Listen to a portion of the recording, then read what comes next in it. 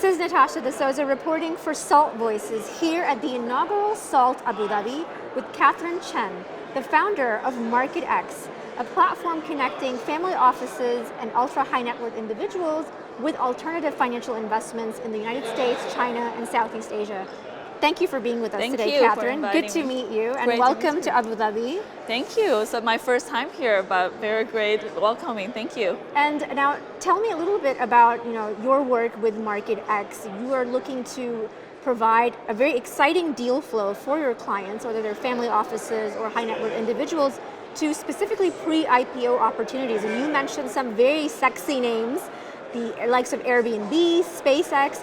Talk to us, I think, how family offices, have kind of maybe opened up to these kinds of different investment opportunities. Yeah, sure. So I started a company about 5 years ago. I used to be an investment banker at Deutsche Bank, Rothschild, and JP Morgan. In my last job at JP Morgan, I actually ran the investment bank, private bank partnership group. And within this group, we offered a very exciting pre-IPO opportunities to our PB clients. So a lot of private bank clients would love to getting names like Airbnb, SpaceX, Uber, for example. And I was actually based in Hong Kong, so we got a lot of the best exposure into the best Chinese and Asian pre-IPO names. But one thing I noticed was that they all have a problem of getting to these companies early and have the opportunity to invest alongside institutional investors. So we created a platform called MarketX to help these family offices and ultra high net worth individuals to invest in these deals directly. So today at MarketX, we have transacted a couple $100 million of these pre-IPO shares, names such as Meituan, Douyu, Dianping, for example. And now we have offices in San Francisco, London, and Singapore. Now tell me, you were also in Shanghai at one point as well. And then tell me a little bit about maybe the shift in that kind of focus. I mean, why you decided to kind of move out of Shanghai and what that meant for MarketX specifically. Definitely. So as you know, there's a US-China trade war happening, and that actually impacted our business quite a lot. When we first started, it was actually US and China collaboration, so two of the world's largest economies. Correct.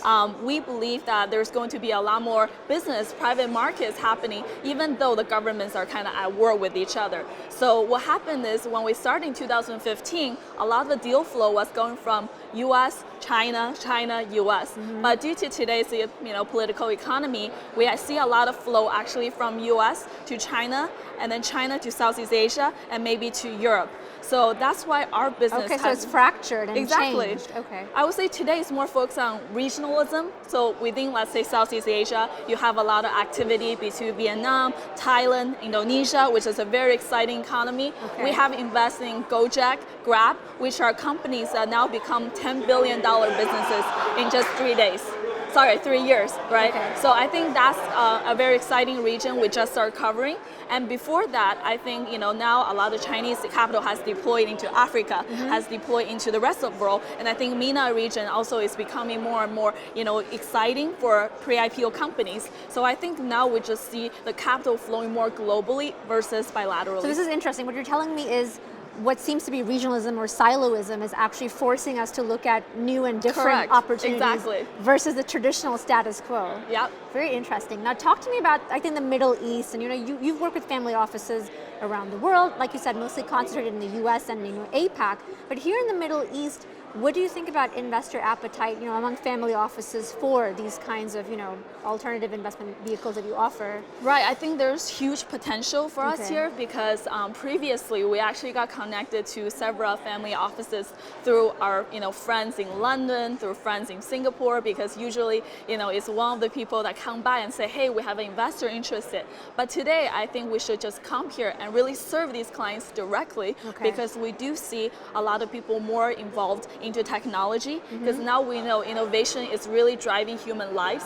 And if you look at how deep tech, high technology has impacted our lives, right? I live in San Francisco, the city where everyone uses app for everything. You have an app to walk your dogs, you have an app to store your brain in a disk, right? We're going into crazy times, right? But I think at the same time, if you look at what's happening in Asia, how payments done by WeChat, right? 100%. Wherever you go, it's actually digital money. So I think that has really been driven by innovation in Asia. But now I think that, let's say, look at Middle East, there's all of those opportunities that we previously huge haven't opportunity seen. for that there. Exactly. And it's lacking right now. There's that gap, obviously, in terms of being able to do payments with the kind of speed and efficacy that you can in Asia, for I mean, example. to take an example, I think sometimes regional differences actually creates new opportunities. Correct. So we look at a company in Indonesia called Warung Pendar. What they do is actually turning these mom and pop like street vendors into like basically micro financial product sellers. Okay. So they're what they call village FinTech.